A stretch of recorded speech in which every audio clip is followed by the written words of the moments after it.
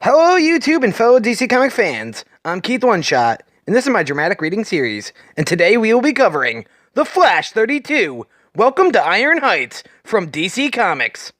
We start this story off in Central City, where we see Negative Flash and Kid Flash running side by side together. Kid Flash hops over a cop, as he says, "Fast friends coming through!" Then Barry thinks to himself, "A few weeks ago, the negative Speed Force possessed me, and turned my powers destructive. I was ready to quit, when Kid Flash offered to train with me, help me learn how to handle these new powers. Thankfully, after the Speed Force storm, Mina and I discovered that when speedsters are close, their speed forces can lock together."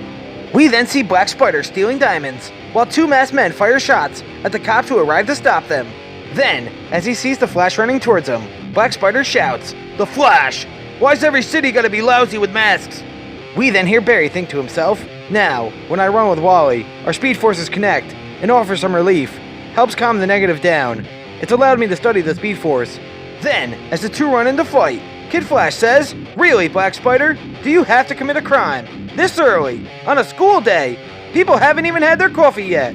Then Black Spider says, "Give me a break, Flash. I wasn't even hired because of you.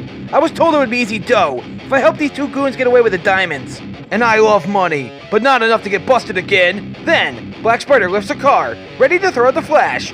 Then suddenly, the Flash fires a blast of negative Speed Force energy, which shocks Black Spider, causing the bag of diamonds to fly out of his hand and into the air. Then, we hear Barry think to himself, "During my fight with Bloodwork, I saw that the negative Speed Force is controlled by my emotions. Keeping them steady has helped me contain it, but it's still chaotic." Then, as the diamonds fall, Kid Flash runs through and says, "Hey Flash, check it! I can steal the momentum from these diamonds and those bullets before these trigger-happy dummies even know what hit them." Then Kid Flash cracks the two goons across the face with a kick, which knocks them both out. We then hear Barry think to himself, "But being around Wally is about more than the negative Speed Force. His spirit makes me smile." Then, as Kid Flash stands over the two goons, he says, "Robin taught me that move, before he kicked me off the Teen Titans." Then Flash says, "I'm not sure how I feel about you learning anything from that kid." Then, the owner of the diamond store comes out and says, "My diamonds! They're all over the street! Black Spider stole countless!" Then, in the blink of an eye, Kid Flash grabs all the diamonds and hands them to the store owner. Then he says, 110 diamonds. At your service, sir." Then the store owner tells Kid Flash, "Thank you, young man." Then the Flash says, "Stop showing off, Kid Flash. We don't want to get in the officer's way." Then the two speedsters run off, and Kid Flash says, "How's that for training? Better than running around Star Labs. And you totally fried Black Spider, without the negative Speed Force ripping up the streets." Then Barry and Wally both change from their suits into their regular clothes. Then Barry says, "Because of your help, Wally. But what you said before, about Robin kicking you off the Teen Titans." Then Wally replies, "Can we not talk about that, Barry?" Then Barry says, "Wally, we're friends. We should be able to." Then Wally replies, "Really? Then why are you only finding out from me now? He's the son of one of your best friends. Do you even know what he did to the other Wally?" Then Barry says, Then Wally replies, "Whatever. I told Iris I was going to help you train, because I didn't want to lie to her. But I promised it wouldn't make me late for school." Then Barry says, "Okay, we're both running late, so..." Then Wally walks away and says, "See ya." Then Barry says, "Okay. Have a nice day, Wally." We then hear Barry think to himself, "Iris murdered Reverse Flash in front of me. We haven't spoken since. I want to ask her how she's doing, but..." Then Barry thinks to himself about Wally. "We're better as Flash and Kid Flash than we are as Barry and Wally. But I can't think about that now. I need to get to my new job at..." We then go to Iron Heights Penitentiary, where we see Barry Allen and Kristen Kramer, both on a boat headed towards Iron Heights for their first day of work there. As Barry's on the long boat ride to Iron Heights, he thinks to himself, this island was originally the site of a military hospital, but one night, a terrible fire broke out. Hundreds of patients and staff were trapped as the hospital burned to the ground. The island was then converted into one of the most secure prisons in the world. Since then, it's earned a reputation that rivals Belle Reve. I once heard Judge Bates say that a sentence to Iron Heights was a sentence worse than death. During the boat ride, Kristen Kramer says, "This is hell." Then Barry replies, "It would be worse if we had to be locked in a cell, Kristen." Then, Kristen walks onto the island and says, "I still have to work with you. And stop smiling. It's annoying. You got us both transferred here, Barry, so you don't get to make jokes about it." Then Barry replies, "At least we're on time." We then see Warden Wolf waiting for the two at the door. Then he tells them, "But you weren't early, so you might as well be late, Mr. Allen. That is your first strike." 2 more lead to automatic termination from the CCPD. I'm sure Director Sin allowed you to keep a lenient schedule on his watch at the crime lab, but that is not the way we do things at Iron Heights. Being late costs lives. My schedule is packed, and frankly, I don't have time for you. But I personally give a tour to all new employees. After you board Thawne's escape, I increase security 1,000-fold. No one can breach our walls or enter without my knowing. Then Kristen says, what about someone like the Flash Warden Wolf? Then Warden Wolf replies, impossible. In fact, I hope to someday hold the Flash himself. Here, Miss Kramer. Barry then says, what? Then the Warden replies, after all the damage he's done to Central City, the Flash has more than earned a spot in my care. Here's your office. As they walk into their new office, Kristen says, it's... Then Warden Wolf says, a cell, yes. It's an older model that we've refurbished. Don't read too much into it. This is also for your safety.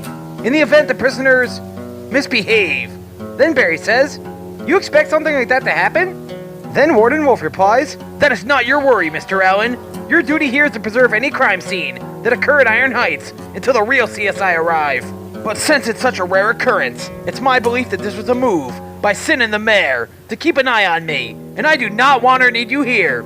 Kristen then says, that wasn't why we were sent here. Then the Warden replies, you know how often I hear claims of innocence, Miss Kramer?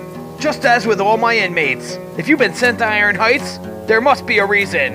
Then a guard tells the Warden, there's a commotion in the yard, sir. We then hear the prisoners shouting, fight, fight, fight, fight. Then the Warden says, ah, how fun. Allow me to show you how we manage misbehavior around here. We then see several of the Flash's rogues in a circle, with 2 in the middle about to fight, as the rest of the rogues shout, fight, fight, fight, fight. Then, as the fight's happening, Barry says, August?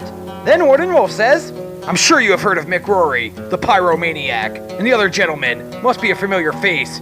Officer August Hart is hated among the other inmates because of his former profession in law enforcement, and because Flash trained him. Hart's time as Godspeed does him no favors here. Then Kristen says, you're not gonna stop the fight? Then the Warden replies, they aren't hurting anyone but themselves. We then see Heatwave punch August in the face. Then August answers back with a punch of his own. Then, as Heatwave holds his face, he says, how'd you bounce back from my punch so quick? Then August tells Mick, when you gonna learn, Heatwave, that even with this damn power dampener on, I'm still fast. After the fight is over, August looks up and says, Barry? Then, Heatwave punches August in the gut as hard as he can. Warden Wolf then says, pipeline, report to the yard now. Fun's over. Then, we see several guards in large metal suits enter the yard and use sound waves to take down the rogues. Warden Wolf then tells Barry and Kristen, these are my newest additions to our security team. I named them the Pipeline, after an old wing of the prison that was destroyed during the riot of 2011 because of its particularly harsh and brutal conditions. Central City denied my request to rebuild. I felt the name was an appropriate fit for my new guards. We then see August Hart and Heatwave, back to back, both ready to fight the guards. Then August says, come on guys, can't we get along? Then August turns around and cracks Mick in the face. Then he smiles and says, sorry Mick, I just gotta have the last word. Horrible habit, I'm working on it. Then August is knocked out by the guard sound wave. Warden Wolf then says, pipeline sonic disruptors debilitate these animals without ever leaving a mark. Perfect for keeping them in line, containing people who represent all the bad in the world. If I had my way, they'd never see the light of day again. We then see the rogues walking back to their cell. Then, Captain Cold looks up and sees Barry Allen. Then he says to Golden Glider, psst, sis, use your connections to dig up why Allen is here, and how he knows Hart. Then Golden Glider replies, sure thing. Then, Kristen says to the Warden, isn't that fight a crime? Then the Warden replies, August Hart and Mick Rory were engaged in an altercation. Case closed. Then Kristen says, why are all the rogues still dressed in their costumes? Then the Warden points his finger in Kristen's face and shouts, do not call them that! I don't care what fancy label these criminals have decided to call themselves. That word is banned from Iron Heights. I've allowed them to continue to wear their costumes as a constant reminder of who they really are. Not only can they never escape Iron Heights, they cannot escape their past. In Iron Heights, there is no group therapy, no job training, no diaper changing. Then, as Warden Wolf walks away, Kristen says, don't you think that's all a bit severe? What if some want forgiveness? Redemption? If they serve their time and are willing to change, they deserve a second chance. Then, the Warden turns around and says, Hell is empty, and all the devils are here. Shakespeare. Then Kristen says, I read The Tempest in high school too. Then the warden replies, you step into my world and question my methods. Would you like to see firsthand how far beyond redemption these costume criminals truly are? Then Kristen says, are you hearing this, Barry? Then Barry says, Wolf's right, Kristen. Then Kristen replies, what? Then Barry tells Kristen, Iron Heights is our justice system at work. We're not talking minor felonies. Iron Heights is for the worst of the worst. Captain Cold and the rest, they've hurt a lot of people. The destruction they did to the city ruined lives. August killed speedsters to steal their powers. For years, this place has been a revolving door, worse than Arkham, but they always end up back here. Not because they get caught, because they can't stop. They don't deserve a second chance. Then Kristen replies, Barry, you can't really believe that. Then Barry says, Kristen, Then Warden Wolf smiles and says, it appears I was wrong about you, Mr. Allen. Maybe Iron Heights is where you belong after all. We then go to a building on the outskirts of Central City, where a woman has a man tied up on his knees. Then we hear the woman say, when I returned to take over my family business, I was led to believe it would be without challenge. And for months, we've secretly operated as such, doing everything to avoid confrontation with the Flash.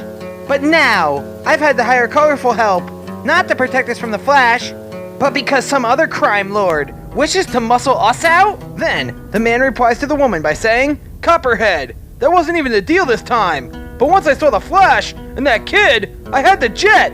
I had no choice, you know? Then Copperhead says, but when Shrapnel killed the Road Reapers because they refused to pay up, it was you who recommended Black Spider as a deterrent against this mysterious new crime lord.